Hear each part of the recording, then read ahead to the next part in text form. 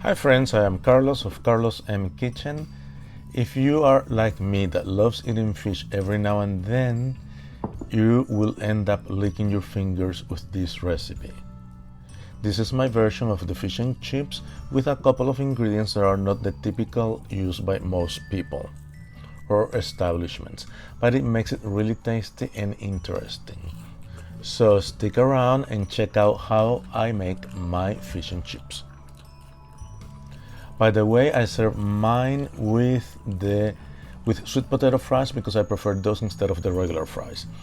And I will leave the link above for the air fryer recipe of the sweet potatoes. So let's get started. First, I need the dredge, and for that I need half a cup of cornstarch, 2 tablespoons of flour, and I'm also going to need some salt. And that is up to you how much salt you want to put, because you're going to put salt at the end too. So now grab another bowl, a larger bowl, and half a cup of flour, all-purpose flour, 1 teaspoon of baking powder, pimentón de la vera or sweet paprika, and chile chipotle. That gives it a really nice flavor. I still need to add the cold beer, but that goes right before I fry the fish. If you like this video so far, give it a thumbs up so other people can find it. Mix everything well, and now I'm gonna go work the fish. The fish is clean, they took the skin off, and all you need to do is run the fingers by the fillet to make sure that it doesn't have any bones.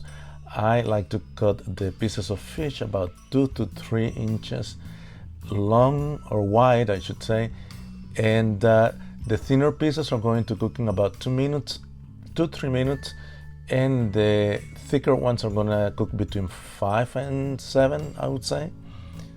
Now add the cold beer and mix everything together. Your oil should be preheated already or ready to go.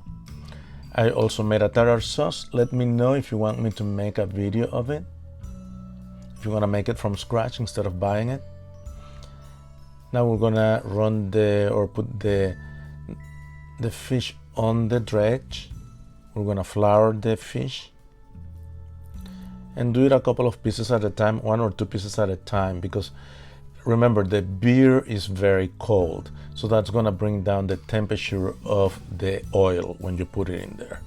So the fish is gonna take a little bit longer if you put a lot of pieces of fish in there. So I am all set up and ready to go. So I just need to run the fish through the batter and fry it. It's super simple. It's a super simple recipe, very flavorful, and I highly recommend it. Try it and let me know in the comments what you think about it.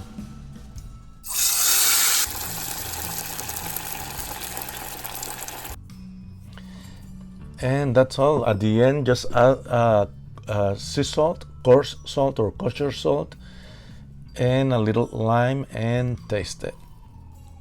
I'm still salivating over that fish. It's really, really good. Chaito. Bye bye.